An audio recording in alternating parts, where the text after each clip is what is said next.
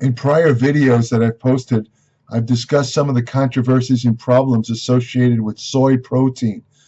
Of course, soy protein is a vegetable-based protein or a plant-based protein.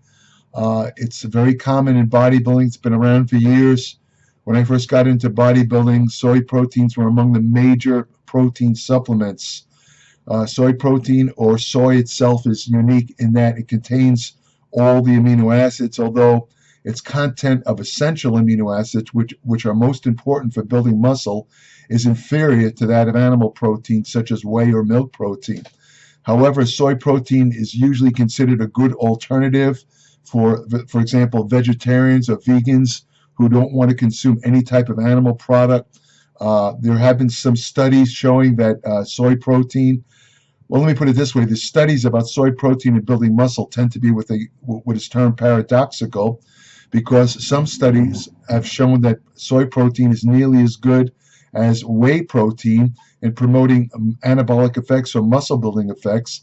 Other studies that have directly compared soy protein to whey protein, for example, or casein, which is the other major milk protein, have clearly shown that soy protein is inferior because it doesn't contain the same amount of essential amino acids and is also lower in the branched chain amino acid leucine, which is the key amino acid that is involved in stimulating muscle protein synthesis.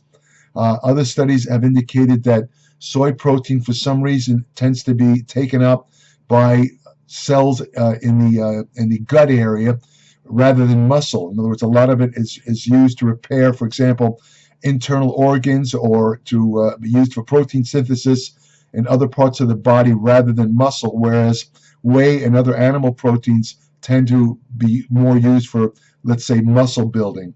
That's another aspect. But the aspect of soy that I want to talk about today, you can consider this video kind of an update to my past videos about soy, because what happens is, in past videos I've gone over some of the side effects that are commonly associated with soy, and one of them is effects on thyroid gland function. Of course, the thyroid gland, which is located here in the neck, basically controls the resting metabolic rate, and it's very important for all aspects of health. It's involved in bodybuilding. It's also involved in the release of other anabolic hormones, such as growth hormone. It's involved in testosterone metabolism. In short, it's very important. Now, what I've said in these other past videos was that soy doesn't have a negative effect on thyroid. I based this on the existing studies at the time. There was a theory or let's say a statement, especially on various websites and in blogs. So-called experts were telling people involved in fitness and bodybuilding not to consume soy because it interferes with thyroid hormone activity. In my past video, I basically contradicted that, and I said that the existing research doesn't indicate a problem of soy in relation to thyroid hormone activity. However, since I made that video, some new studies have come out, which I'm going to discuss here in this video, indicating that when you do take soy, you do have a transient interference. Transient means temporary. You have a temporary interference with thyroid hormone release or thyroid hormone metabolism. What are the ingredients in soy that does this? They're called isoflavones. Diadesin, genistein, those are two of them. These things are structurally similar to estrogen. However, they have some properties that, and I'll discuss them in a minute, that appear to interfere with the production of thyroid hormones, or even, and what the newest studies show is that it may not interfere with the production of thyroid hormones, but what it does is it stimulates enzymes. They're called the iodinases, and there's a group of them that can actually convert active thyroid hormone. There's two of them, by the way. One's called T3, one's called T4. T4 is basically a prohormone. It's more or less an inactive form of thyroid. It's converted in the peripheral areas of the body, the liver, and other tissues. It's converted into the active form, which is T3. Bodybuilders might be familiar with T3 because there's a drug form called Cytomel, which is a very popular form of thyroid drugs for bodybuilding purposes. It's the most powerful form of thyroid because T3 is 5 to 7 times more active than T4. T4 is gradually converted over a period of 7 days into T3. Now, if you go to a doctor and they give you blood tests and you're shown to be low in thyroid hormone output, the doctors will not give you Cytomel. They will not give you T3 because they consider it too potent and they're afraid of overstimulation of the heart, because the thyroid, in large amounts, it can overstimulate the heart. So what they will do is prescribe you another drug called Synthroid or levothyroxine. Levothyroxine or Synthroid is T4, and it's much less harsh on the heart and other tissues because, as I said, T4 is a thyroid prohormone. It's not really the active form. It's converted into the active T3 form over a period of 7 days. Now, what does all this have to do with, you're probably thinking now, what's he talking about? What does it have to do with soy? Okay, I'm going to tell you right now.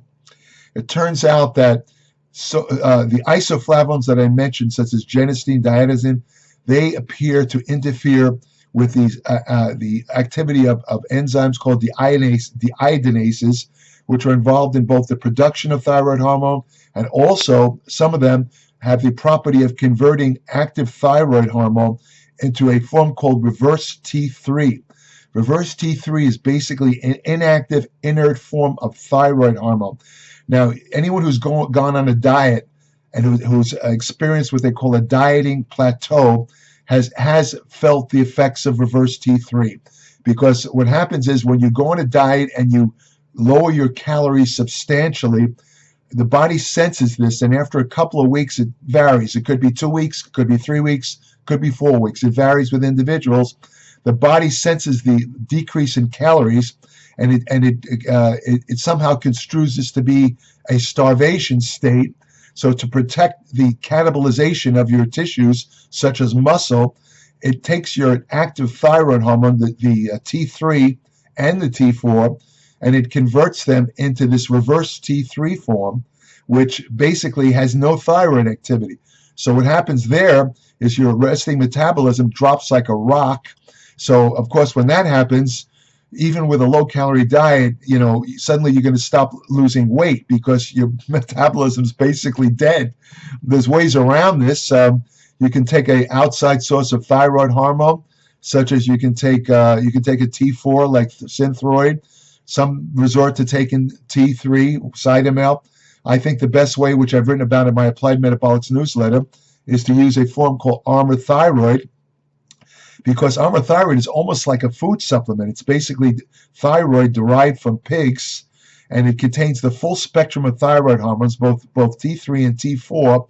It's in a perfectly proportion that matches the human body output, and it actually is very gentle. It doesn't hurt your heart. That's the only kind of thyroid I would recommend. But getting back to this isoflavone, what these studies show is that isoflavones, unfortunately, activate an enzyme that would normally inhibit the production of reverse T3. So what happens is your body winds up when you're ingesting soy isoflavones, you inhibit this enzyme and you wind up increasing reverse T3. Basically, your thyroid output goes down. It's much lower. The amount that they gave, the study that showed this involved older diabetic men and postmenopausal women, older women. And the amount of, they gave them two types of soy protein. One was a soy protein that contained no isoflavones. That particular soy protein had no effect whatsoever on thyroid. So obviously it was the isoflavone content, because the other soy protein they provided these study subjects contained 66 milligrams of isoflavones. And this was given in the form of a soy protein bar. Each one contained 33 grams of isoflavones. It was provided twice a day. Now, what happened was, to make a long story short, when the people that took this soy protein that contained the isoflavones, they showed an increase in reverse T3. that lasted for 6 months. After 6 months, what happened was the thyroid activity returned to normal. So the conclusion of the study was that isoflavones from soy transiently decreased thyroid activity for 6 months, after which thyroid hormone returns to normal. Now, an important point is that this study only included men with diabetes and older women. Now, both of these populations might have a greater tendency to have thyroid problems, even though the subjects were tested beforehand and they were what they call euthyroid, meaning there was no detectable thyroid problems in either group. However, what can I say? There was no, let's say, young normal people. There was no young women, no young men. Whether the soy would have the same effect on them has not yet been tested. And there's another thing to consider. In the research I've done on soy, there are certain, let's say, nutrients that you can ingest that can predispose you to having thyroid problems. For example, 1/3 of thyroid hormone is made up of a trace mineral called iodine. Now, iodine used to be easy to get because it was in what they call iodized salt. Now, with all the emphasis on how bad salt is, people have drastically cut down their intake of salt, and for many people, salt or sodium chloride was their only source of iodine. Now, if you eat fish, you're going to get a certain amount of iodine. Certain foods contain iodine, but there's a good chance that a lot of people are surprisingly not getting enough iodine. After a while, if you're completely deficient in iodine, you get a big bulge in your neck, because what happens is the thyroid gland hypertrophies. It increases size to try and trap as much iodine as possible in order to make thyroid hormone. But there's a kind of like a subclinical form of this iodine deficiency where you might not be getting enough iodine to maximize thyroid output. Now, conversely, if you ingest too much iodine, you have this is what's called a hormesis effect, meaning a substance in small amounts can have beneficial effects. Once it gets past a certain point, the effects reverse and become negative. And that's true with iodine. You need a certain amount of iodine to support thyroid gland metabolism, but if you take too much, it can actually turn off thyroid gland synthesis. And this happened years ago when I competed in bodybuilding. We were told that to take kelp tablets. Kelp is basically seaweed. It's loaded with iodine. It's one of the highest sources of iodine.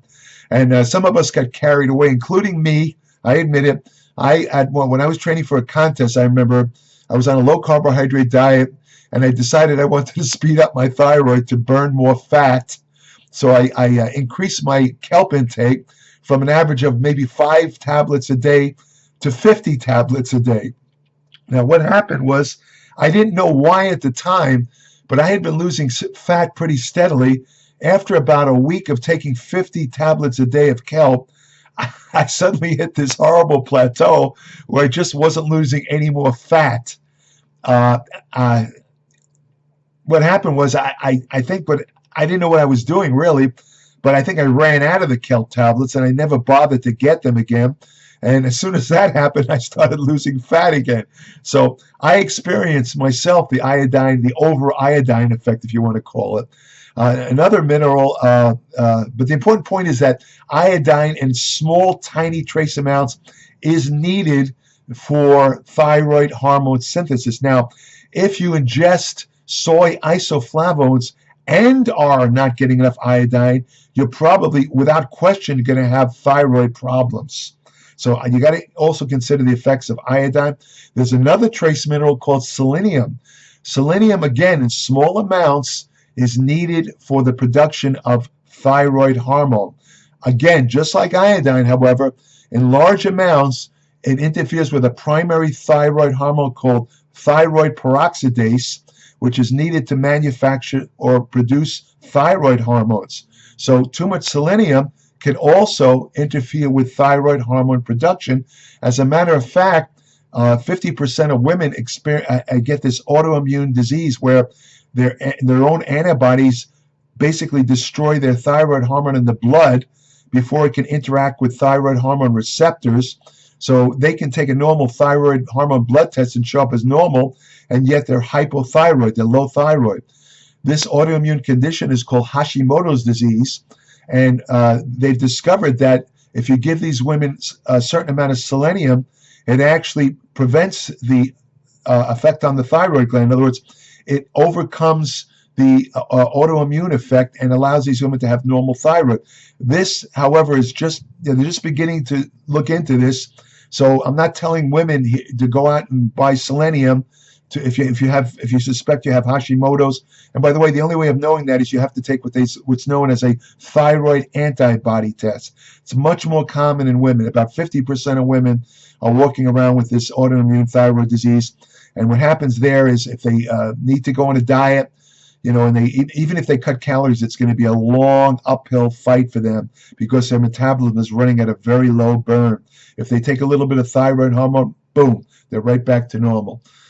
So, like I say, these studies show that, and there's at least 2 studies that show that isoflavones for about 6 months, from soy can actually interfere with thyroid. So the purpose of this video, to sum it up, I'm amending my statement by saying that I have to now say that thyroid hormones probably do, I'm sorry, thyroid, I meant isoflavones from soy probably do transiently interfere with thyroid hormone synthesis for about anywhere from 3 to 6 months. So what's the practical take home from this? If you're on a diet or if you're looking to lose body fat, it's probably a good idea, or if you're, let's say, training for a bodybuilding contest or a fitness contest, I think it would be prudent to completely avoid using any type of soy protein that contains isoflavones.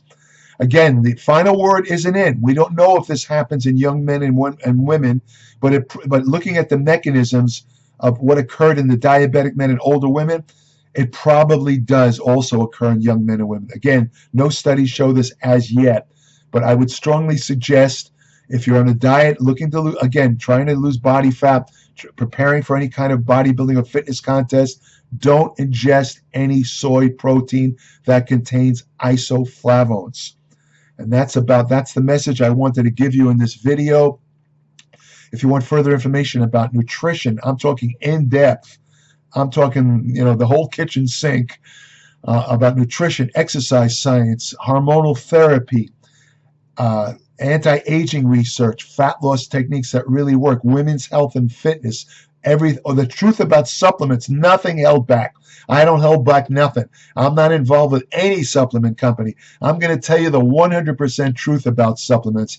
In a recent article in my Applied Metabolics newsletter, I had an extensive article on fat-burning supplements. I described just about every possible ingredient that's found in so-called fat-burning supplements. And in this article, I discussed how they work, whether they do work, and possible side effects. This article alone was the size of an ebook. It was something like 50 pages. That gives you an idea of the in-depth coverage that's included in my Applied Metabolics newsletter. I'm incorporating my 57 years. Well, there's a new year. It might now be 58 years of constant study and practical experience. It's all I work out. I know what works and what doesn't work. It's all included in this newsletter, Applied Metabolics. And you can subscribe at www.appliedmetabolics.com. When you subscribe, I'll send you an invitation where you can join my private Applied Metabolics Facebook page, where each day I add new information about nutrition, exercise science, and general health every day. And I also answer questions on in the Facebook page. Speaking of questions, I will answer short questions submitted to me by subscribers to my Applied Metabolics newsletter. Current subscribers. I don't answer unsolicited questions that are sent to me at the email portal at the Applied Metabolics site. You have to be a subscriber, and this is like a little service I give in appreciation to my subscribers. So that's about it. Again, www.appliedmetabolics.com. Trust me, you won't be sorry. You won't be sorry if you subscribe. However, I will warn that those of you who have very short attention spans, where reading one paragraph requires a lot of mental effort, honestly, I would say don't bother subscribing, because this is a very in-depth publication. Maybe you should stick. Even my videos are probably too much for you. For those of you who have that attention span problem, I think it's best to look at those those YouTube videos that last about 2 minutes, 3 minutes. There's no information, but hell, you don't have to strain your brain, right? And if you want to have, pardon my sarcasm, if you want to have the best friend you ever have, go to your local shelter, adopt a dog. They are the best in the world. They're great. Anyway, take care, and thanks for listening. Take care.